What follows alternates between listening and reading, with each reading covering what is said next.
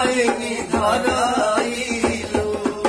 आए गरमी तू कहवा से अइलू, ए गरमी तू कहवा से अइलू।